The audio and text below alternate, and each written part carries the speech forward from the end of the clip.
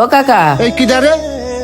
দাদা পাঠাইলো কাকা, একটা কাঁঠাল দিতে কয়েছে বড় দেখে, ওই উপরে ওইটা দেন। না না, কাঁঠাল দেওয়া যাবে না, কাঁঠাল পাকিনি, কাঁঠাল গাছ ধরে বিক্রি করে দিছি। ও কাকা, দাদার জন্য কাঁঠাল নিতে আইছি, দাদার ঈশ্বর খাতে মন চাচ্ছে। তোর দাদা জায়গায় কি আমি রয়েছি? আমি তো আলাদা জমি কিনে বাড়ি করেছি। তোর দাদারে তোরা কিনে খায় গে, তোর দাদা জায়গায় তো তোরা রয়েছিস।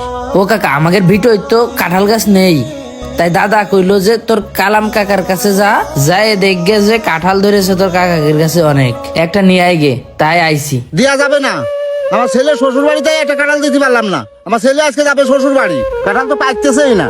কাকা, আপনারই আব্বা তো, আপনার আব্বার জন্যই তো আমি কাঁঠাল চাতে আইছি। আমার আব্বার জন্য তো আমি চাইনি, আমি আপনার আব্বার জন্যই চাইছি। আমার আব্বার জন্য চাইছিস সেটা তো আমি বুঝতেই পারলাম। আমি কি আমার বাপের জায়গা নিয়েছি?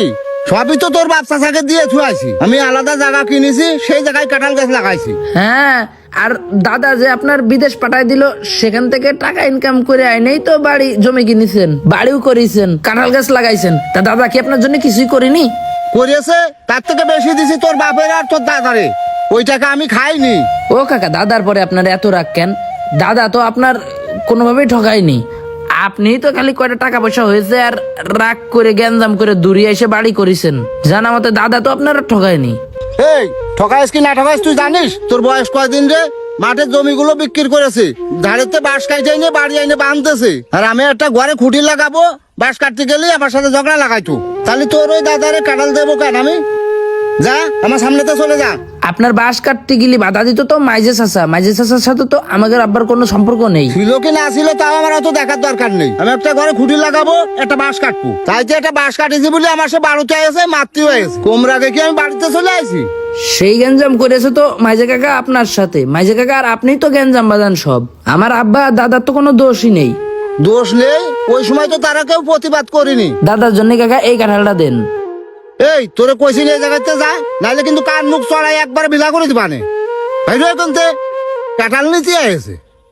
ওই দিনকে ভাই খুব কষ্ট পাইছিলাম, আর দাদার কাছে যায় বলার পরে দাদা কায়েন্দে দিছিল। বাজার থেকে কিনে এনে একটা কাঁঠাল খাওয়াবো এই সামর্থ্য আমার ছিল না। মাস গেলি যখন 70,000 টাকা বেতন পাই ভাই, তখন ভাবি ইস, এই টাকার জন্যই কত অবহেলিত হয়েছি।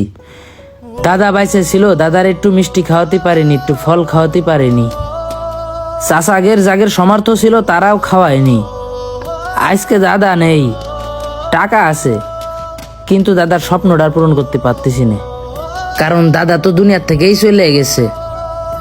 আর আজকে চাচা যে পরিস্থিতি ভাই, এই পরিস্থিতি দেখেই মনে পড়ে গেল যে তোর বাপ তার বাপেরে দেখিনি, তা তুই তোর বাপের কি দেখবি? আসলে এটা নিয়তির খেলা ভাই, এটা তোর দোষ না, ওইটা গুড়ার দোষ। তাই বলি কি ভাই, সে তার বাপের দেখিনি দেখে তুই যে তোর বাপের দেখবি না, ব্যাপারটা এরকম না। তার কোন ছেলে তার খরচ দিল কি দিল না, এই বিষয় নিয়েও তোর ভাবা লাগবে না। তোর কবরে তুই যাবি, অন্য কেউ কিন্তু যাবে না। তাই মা বাপের দায়িত্ব তুই পালন কর। সে তার বাপের হক মেরে খেয়েছে কি কোন ছেলের হক মেরে খেয়েছে, এটা তোর আমার দেখার বিষয় না রে ভাই। আল্লাহ আমাকে 4 হাত পা দেশে, আমরা ইনকাম করতেছি, বাপ মারে আমরা দেখবো। চাষিটা মারা গেছে, তার তো দেখা লাগতেছে না, বাপ একখান আছে, হারাই গেলি বুঝবি। অনেক জায়গায় খুঁজবি কিন্তু পাবি না। তাই চাষা থাকা অবস্থায় চাষার একটু ট্রিটমেন্ট করা, আর না একদিন অনেক টাকা হবে, সে টাকা শেল কুত্তাও খেয়ে যাবে, তখন আফসোস হবে। তাই বলি কি ভাই, আমি কাকারে 15,000 টাকা দিছি ওষুধ খাতি, এই মাসটা কাকা মোটামুটি চলতে পারবে না। একটু সামনের মাসের দিকে তুই দেখছে না ভাই, কাকার একটু খরচ খরচা দিছে না। আমি গেলাম। এই শোন, তোর ভাবি রান্না করেছে, খাওয়া দাওয়া করে যাইছে নে। না ভাই, এক বন্ধুর বিয়ে দেখতেছিস না, সাজিয়ে গুজে আইছি, সেই দাওয়াতে যাচ্ছি। থাক, গেলাম। আচ্ছা ঠিক আছে, আবার আসিস। ঠিক আছে ভাই। ও ভাবি, আমি চলে গেলাম, যাইন আপনারা বেড়ায় আসেন যে আমাদের বাড়ি থেকে।